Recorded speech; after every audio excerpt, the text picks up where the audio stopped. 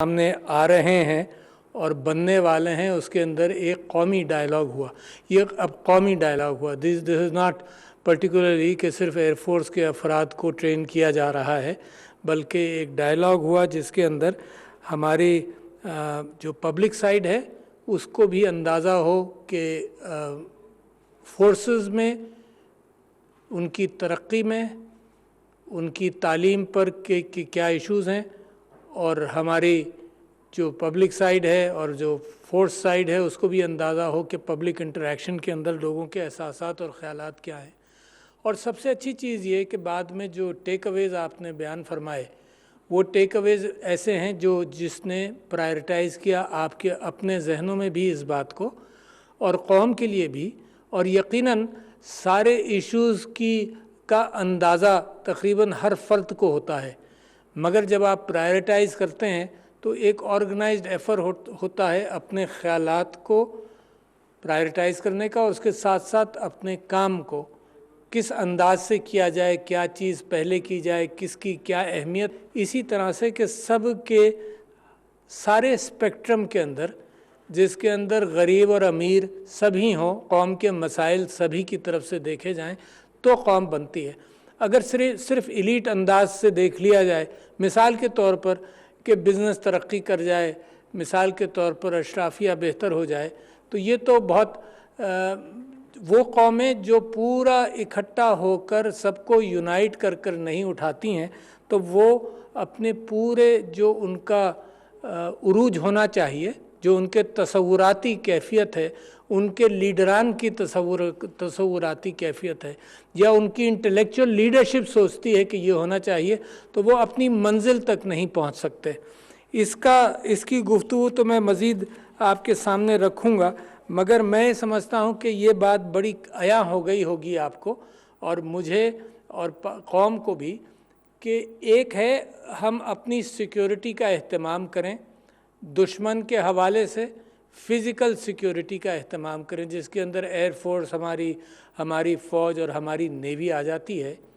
और आजकल एक नई चीज़ है जो हाइब्रिड वॉर और साइबर वॉरफेयर के एतबार से वो अलग एक पूरे बड़े बड़े महकमे बनने शुरू हो गए हैं, जो ये ट्रेडिशनल ताकत के इस्तेमाल से हटकर इंटेलेक्चुअल वॉरफेयर के भी ज़िम्मेदार हैं, और आपके सिस्टम्स को एयरफोर्स के ज़रिए नहीं और बमों के ज़रिए नहीं, बल्कि वायरस बॉम्ब्स के ज़रिए आपको इफ़ेक्ट करने के काबिल हैं। और इसको अहमियत आप सब ने दी भी होगी, और अहमियत है बहुत बड़ी।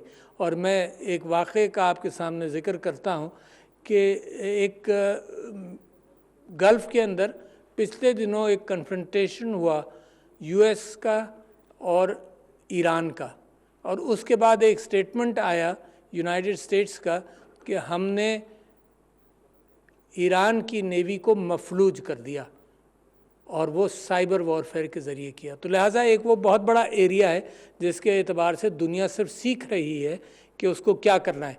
वो फोर्स कैसी होगी, वो यूनिफॉर्म फोर्स होगी, किस अंदाज से होगी, क्या करना पड़ेगा, ये यकीनन आपकी डेलिब्रेशंस में भी आया होगा, मगर मैं समझता हूँ बहुत मामला बढ़ चुका है।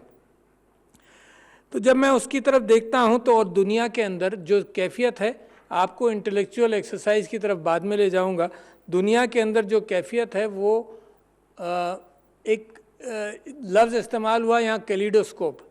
मुझे मालूम नहीं है कि कितने आप में से कितने लोगों ने कैलिडोस्कोप एक्चुअली देखा होगा। कैलिडोस्कोप एक खिलौना होता था जिसको हम बचपन में यूँ देखा करते थे और उसको घुमाते थे। उसके अंदर शीशे के टुकड़े होते थे, तो जब आप घुमाते थे तो वो एक नई अरेंजमेंट के अंदर आकर एक नया डिज़ाइन दिखाते थे। तो फ़िलहाल दुनिया की सियासत के अंदर ये कैलिडोस्कोप वाली कैफियत है कि किसका अलायंस किसके साथ हो गया, किस अंदाज से हुआ, किस तरह से उन्होंने पैंतरे बदले, किस तरह से कलाबाजी खाई, किस तरह से अलाइनमेंट एक क़ुव्वत के साथ हटाकर दूसरी क़ुव्वत के साथ तरफ ले गए, किस तरह से नॉन अलाइंड का प्रचार तो करते रहे, मगर कभी रूस की गोद में बैठे, कभी भागकर अमेरिका की गोद में बैठे। तो ये जो अलाइनमेंट्स हैं, इसका प्रेडिक्शन कभी कभी तो हम और आप कर सकते हैं, और कभी कभी ये छुप छुपा कर भी अलाइनमेंट्स हो जाते हैं। तो ये है कैलिडोस्कोप जो दुनिया का मुसलसल बदल रहा है। कहाँ टू पावर बैलेंस था, कहीं सिंगुलर पावर आ गई, किस अंदाज से تخت مشق بنایا ہے صرف ان ممالک کو جو کمزور ہیں اور ان ممالک کو جو مسلمان ہیں۔ یہ بھی ایک سوچنے کے قابل بات ہے کہ جس کو میں اور آپ سوچ کر کسی تصوراتی کیفیت میں پہنچیں کہ اس کا حل کیا ہے۔ کیا اس کا حل صرف یہ ہے کہ ہم اپنی فورسز کے اعتبار سے مضبوط ہو جائیں، یا ماضی میں ہم جا کر دیکھیں کہ کیا کچھ ہم کر سکتے ہیں؟ اچھا، اس کو جوڑنا میں چاہتا ہوں۔ یہ ایک ہے فزیکل مقابلہ، جس کے اندر ہم دنیا کی طاقتوں کا اور خاص طور پر دشمنوں کی طاقتوں کا مقابلہ کرنا چاہتے ہیں، اور پاکستان نے بڑی قیمت ادا کی ہے۔ میں تھک گیا ہوں، تھک بھی جاتا ہوں، مگر بار بار یاد دلانا چاہتا ہوں کہ دہشت گردی کے خلاف بھی آپ نے کامیابی حاصل کی، بڑی قربانیاں دے کر حاصل کی۔ تو پاکستان نے بڑی قربانیاں دے کر بہت کچھ حاصل کیا ہے، مگر کیا یہ منزل ہے ہماری؟ تو یقیناً منزل نہیں ہے۔ منزل تو کہاں سے شروع ہوتی ہے؟ اور واپس آ جائیے کہ آپ کی ایک انٹلیکچول پرواز ہے، ایک فزیکل پرواز ہے جس کی آپ اہتمام کر رہے ہیں، کوشش کر رہے ہیں۔ ایک معیشت کا ہے کہ جب آپ سیکیورٹی کی بات کرتے ہیں تو معاشی اعتبار سے بھی سیکیور ہونا، یہ آپ لوگوں نے ڈیلیبریٹ کر لیا، میں اس کے آگے آپ کو کچھ نہیں بتا سکتا۔ معاشی اعتبار سے you have to get strong. اگر آپ نے فزیکل فورسز پر ڈیپینڈ کرنا ہے تو یقیناً آپ کے پاس اتنا پیسہ ہونا چاہیے کہ آپ ان کو مضبوط بھی کر سکیں۔ مگر ایک چیز ایسی ہے جس کا پیسے سے کوئی تعلق نہیں، اور وہ ہے ول، اور وہ ہے آپ کے اندر کی طاقت، اور وہ ہے جب فرق نظر آ جاتا ہے۔ بالا کوٹ میں تعریف بھی کرنا چاہوں گا، بالا کوٹ میں وہ فرق نظر آ جاتا ہے کہ آپ کے پاس ہتھیار کے اعتبار سے اور تعداد کے اعتبار سے آپ محدود، مگر جب آپ مقابلہ کرنے نکلے تو آپ نے دشمن کو وہ مزہ چکھایا کہ ہمارا سر فخر سے بلند ہوا۔ ٹھیک ہے؟ تو ایک وہ ہے جس کی آپ تیاری کرتے ہیں، اور ایک یہ ول ہے جس کو، اچھا مجھے اشعار یاد نہیں رہتے، مگر میں آج آپ کے پاس آ رہا تھا تو میں سوچ رہا تھا کہ فزیکل فورس اور ایئر فورس کے اعتبار سے میں علامہ اقبال کے اشعار لکھ لوں۔ انسپائر مجھے بے انتہا کرتے ہیں، مجھے یاد نہیں رہتے۔ تو میں یہ سمجھتا ہوں کہ ایک تو وہ فزیکل کیفیت ہے جس کو اقبال نے خوب اچھے انداز سے کہا کہ جھپٹنا، پلٹنا، پلٹ کر جھپٹنا، لہو گرم رکھنے کا ہے ایک بہانہ۔ یہ تو آپ کے پاس فزیکل کیفیت بھی آ گئی، مگر اس کو انٹلیکچول پلین میں بھی آپ لے جائیں تو میں یہ سمجھتا ہوں کہ یہ سوچ جو اقبال نے اٹھائی تو اس کی کڑی کہاں سے شروع ہوتی ہے؟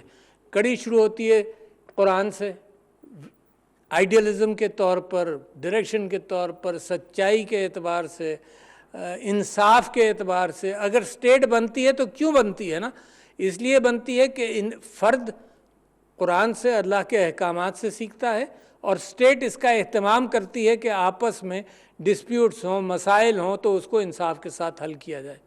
تو یہ تو ویژن قرآن سے شروع ہوا۔ پھر آپ قرآن کے بعد جب آپ آئیں آگے تو پھر قوموں نے مختلف ادوار کے اندر بڑی کوششیں کی اور اپنے ڈائریکشنز کو صحیح کیا۔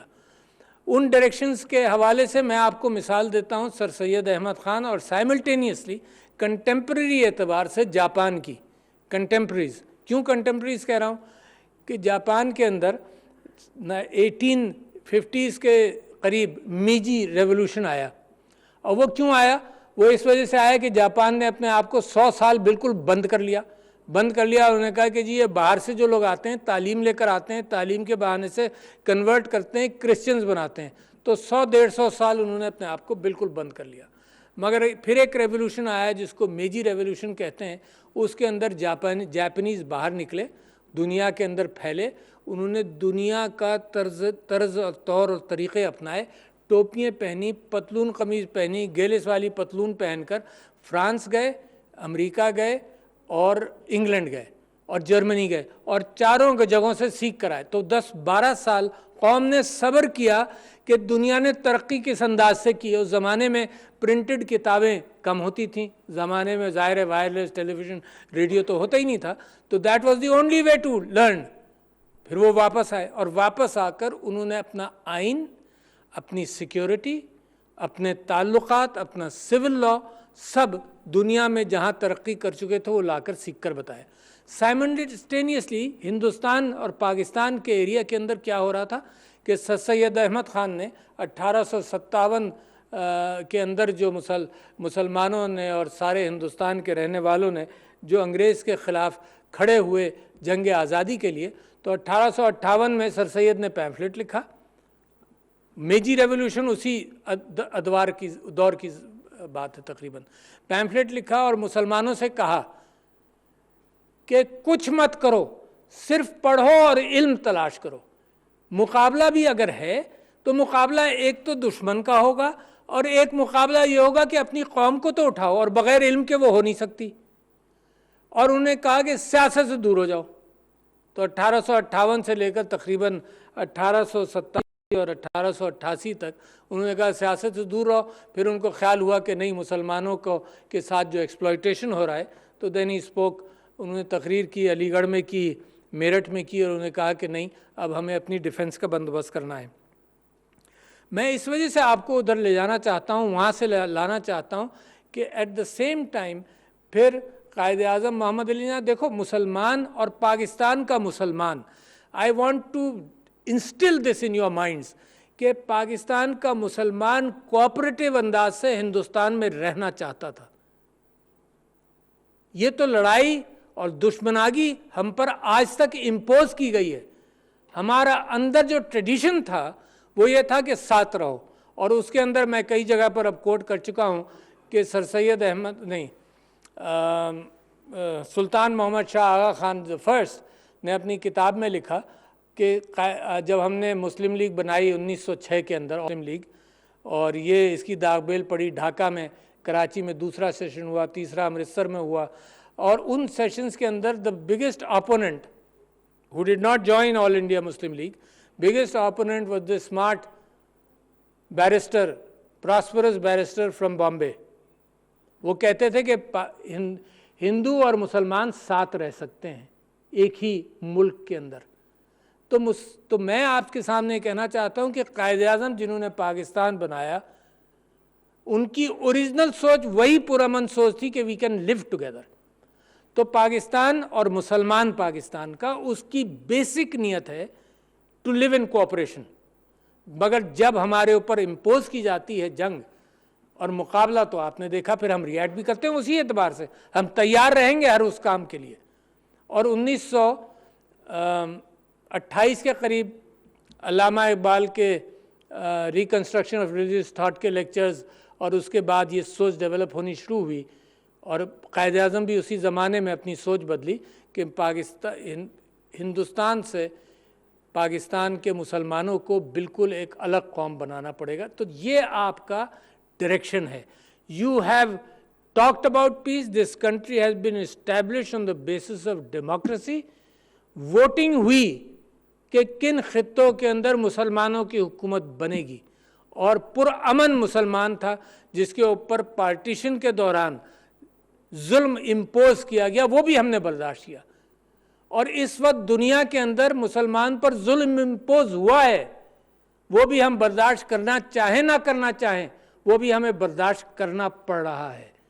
تو مسلمان جس گرائنڈنگ سے گزرا ہے، جس چکی میں پس کر نکل رہا ہے، وہ بڑی انوکھی چکی ہے، جس کا میں سمجھتا ہوں کہ تاریخ کے اندر، انسانی تاریخ کے اندر، کسی ایک قوم کا جو اتنی اسپریڈ آؤٹ ہو۔ اس بات کا امکان ہے کہ یہودیوں کے ساتھ یورپ کے اندر ایسا ہی کام ہوا ہو جو اسلاموفوبیا آج ہم فیس کر رہے ہیں، مگر کہ دنیا میں پھیلی ہوئی قوم کے ساتھ یہ جو ظلم اور ستم ہوا ہے، تو یہ وہ چکی ہے جس میں سے پس کر مسلمان آگے بڑھ رہا ہے۔ اور پھر کیا ویژن ہے؟ پھر یہ ویژن ہے کہ علامہ اقبال ان کے اعتبار سے فرماتے ہیں کہ تیرا آسمان اور ہے، تم نے کہیں اور جانا ہے۔ تو میں آپ کے سامنے یہ بات رکھنا چاہتا ہوں کہ تو شاہی ہے پرواز ہے کام تیرا، لیکن تیرے سامنے آسمان اور بھی ہے۔ تو یہ جو آسمان کے تصور، میں نے صحیح شعر نہیں پڑھا، جو آسمان کا تصور ہے کہ تیرے سامنے اور بھی کچھ ہے، تو لہٰذا پاکستان اس سٹیج پر ہے، and that is the inspiration which we want all of us to share، کہ ہماری منزلیں اس سے کہیں آگے ہیں۔ اور آپ کو ایک اور چیز بتا دوں کہ دنیا کس طرح سے بدل رہی ہے، اور آپ کی اس ڈائریکشن کے اندر اور اس سوچ کے اندر مختلف انداز سے یہ بات گفتگو آئی بھی ہوگی۔ دوسری جنگ عظیم جب ہوئی، پہلی جنگ عظیم ہوئی، دوسری جنگ عظیم ہوئی، تو دنیا کو یہ خیال ہوا کہ یہ جو جنگ ہوتی ہے، جو ہتھیار ہے نا، اور یہ نیشن سٹیٹ ہے، اس کو بیلنس کیا جائے۔ لہٰذا یونائٹڈ نیشنز بنی۔ یونائٹڈ نیشنز کا کام یہ تھا کہ طاقتور، ایک تو پہلے نیشن سٹیٹ ڈسکرائب کر دیں کہ یہ قوم کی باؤنڈریز ہیں ان میں، اور دوسروں میں اگر کانفلکٹ ہوگا تو کیسے ریزالو ہوگا، اور ہتھیار کی بنیاد پر کانفلکٹ ہوگا۔ اور میں چاہتا یہ ہوں، یہاں پہ ماشاءاللہ ٹیلی ویژن سے بھی لوگ ہیں، کہ ایک دوسرا کیفیت پیدا ہو رہی ہے دنیا کے اندر، جہاں جو ٹریڈیشنل ہتھیار ہیں ان سے ہٹ کر انٹلیکچوئل ہتھیار بہت زیادہ طاقتور ہو گئے۔ اور let me jump urgently to اندر ریفرنس کہ آپ پھر گفتگو کو سمجھ لیں گے۔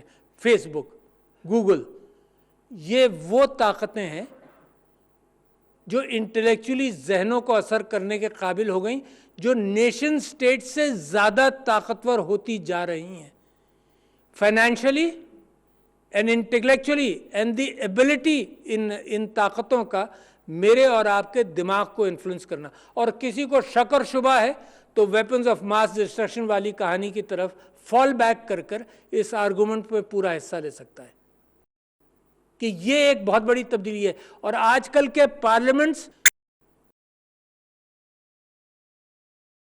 اس بات پر قدرت نہیں رکھتے اس نئے ہتھیار کے حوالے سے۔ آج کل کے پارلیمنٹس اینڈ یونائٹڈ نیشنز دنیا بھر میں ابھی بھی فزیکل کنفرنٹیشن، فزیکل رائٹس، آپس میں جنگوں سے بچنا، اس کے اوپر فوکس کرے۔ تو there is a paradigm shift. دنیا کو جس طرف جانا ہے، اور اچانک یہ پارلیمنٹس جاگ رہے ہیں، اور یہ جو ہتھیار ہے اس کا سٹاک ہولڈرز کو جواب دہ ہے یہ، اس کا کوئی پارلیمنٹ اس کو ڈٹرمن نہیں کرتا کہ فیس بک کی اور گوگل کی اور ایپل کی پالیسیز کیا ہوں گی۔ نو پارلیمنٹ، دیز آر انڈیویجولز، اور وہ بھی سٹاک ہولڈرز کے بھی اتنے ذمہ دار نہیں ہیں کیونکہ انہوں نے اپنی خود ویلتھ بنا لی ہے۔ تو یہ انڈیویجولز آپ کی سوچ کے اوپر یہ ڈٹرمن کرتے ہیں کہ کیا چیز آپ کے دماغوں تک پہنچنی ہے۔ اور کنٹریز کو بڑا سامنا ہے اس بات کا۔ آسٹریلیا نے کہا کہ جی اب جو فیس بک اور گوگل ہم سے ہماری خبریں اٹھائے گا تو وہ نیوز چینلز کو پے کرے گا۔ کسی کی سمجھ میں کچھ نہیں آ رہا۔ تو پاکستانیوں، میں آپ سے یہ بات کہنا چاہتا ہوں کہ یہ جو مستقبل کا دور ہے، اس کی تیاری اگر آپ نے یہاں کر لی تو باقی چیزیں سب قابو میں آ جائیں گی۔ تو it is beyond the physical warfare, but at the same time we must ensure کہ ہماری طاقتیں جو ہے، ہمارا جو ٹریڈیشنل ڈیفنس ہے وہ اپنی جگہ پر رہے، ہمارا انٹلیکچوئل ڈیفنس اپنی جگہ پر رہے، مگر پرواز کرنے کے لیے جو تخیلات کی ضرورت ہے وہ علامہ اقبال سے حاصل کریں، ریاست مدینہ سے حاصل کریں، مگر ہمیں ڈائریکشن اس طرف لے جانا ہے۔ ہمیں اپنے اوپر فخر کرنا چاہیے، فخر کئی باتوں کا، اس بات کا کہ سیکریفائسز ہم نے کتنی دی ہیں، اس بات کا کہ ہم نے یونیک انداز سے دہشت گردی کی جنگ جیتی جس میں کوئی دنیا کے کسی ملک نے اتنی قربانیاں اور اتنی کامیابیاں حاصل نہیں کی جتنی پاکستان نے کی۔ یہ آپ کا لرننگ ایکسپیرینس ہے۔ اس کے ساتھ ساتھ آپ نے اندر اپنے آپ پولرائزیشن جو تھا اس کو آپ نے نیوٹرلائز کیا 30-35 سال کے اندر جا کر۔ Some thing which was started in 70s and 80s، اس کو آپ اپنے قابو پا لیا، اور آپ دیکھ رہے ہیں۔ اس وجہ سے میں کہنا چاہتا ہوں کہ میرا اور آپ کا دماغ کھلنا چاہیے کہ we are right at the top of things. Intellectually ہم کتنے تیار ہیں کہ انڈیا جن چیزوں کو آپ نے اوائڈ، جن چیزوں کے تجربے سے آپ گزر کر کامیاب ہوئے ہیں، انڈیا ان کنوؤں کے اندر گر رہا ہے، اس اپنی قوم کو ڈیوائیڈ کر رہا ہے۔ ہم نے کیا سیکھا ہے اتنے دنوں میں؟ قوم کو یونائٹ کرنا۔ انڈیا کیا کر رہا ہے؟ وہ اپنی قوم کو ڈیوائیڈ کر رہا ہے۔ تو لہٰذا میں سمجھتا ہوں کہ آپ کو تو بہت بڑے ایڈوانٹیجز ہیں، اور یہ سائیکل جو انڈیا میں شروع ہوئی ہے، اور یہ سائیکل منافرت کی جہاں بھی شروع ہوگی، میں آپ کو پریڈکٹ کر رہا ہوں کہ یہ 25-30 سال کی سائیکل ہے۔ یہ یوں نہ شروع ہوتی ہے نہ یوں ختم ہوتی ہے۔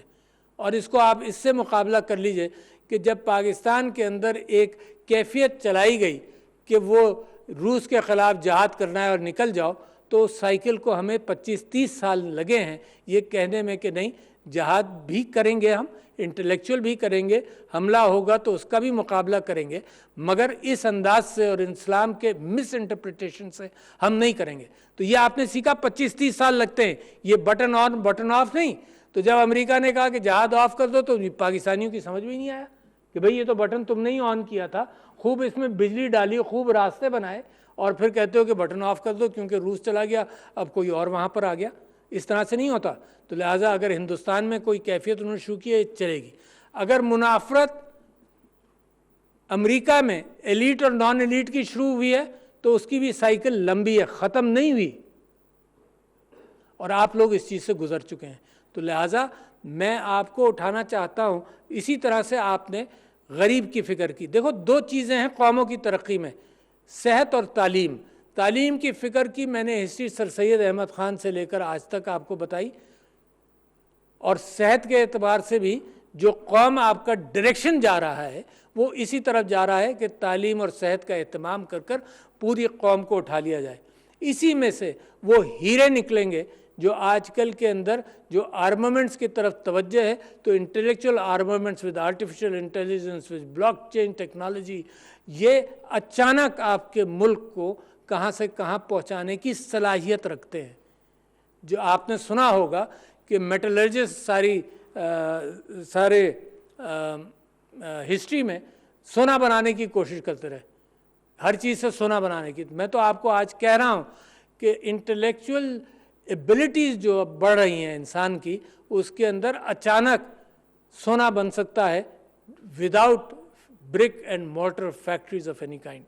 تو لہٰذا لیڈیز اینڈ جینٹلمین، میں اتنا پر امید ہوں پاکستان کے حوالے سے، اور اس سے بہتر فورم نہیں ہو سکتا کہ جہاں پر ہم انسپائر کریں، ایک دوسرے کو کریں، انسپائر کریں، ٹیک پرائیڈ ان یور پاسٹ، اس کے ساتھ ساتھ کانفیڈنٹ ہو کہ ہم نے کرنا کیا ہے۔ وہ منزل کا جو نظارہ ہے نا، وہ اقبال پہنچاتا ہے اس منزل پر، آپ کے اور انٹلیکچوئلس پہنچاتے ہیں، ایک لیڈرشپ آپ کو پہنچاتی ہے، اس کا نظارہ اپنے ذہنوں سے اوجھل نہیں ہونے دیں۔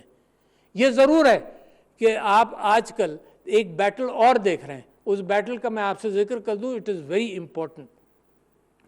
وہ بیٹل ہے کہ جب آپ ایلیٹ کو چیلنج کریں گے ہر معاملے سے، ایکسپلائٹیٹو انداز سے، ہر چیز سے، financial exploitation, financial corruption, elite کو جب بھی آپ چیلنج کریں گے تو ایک مقابلہ چلے گا۔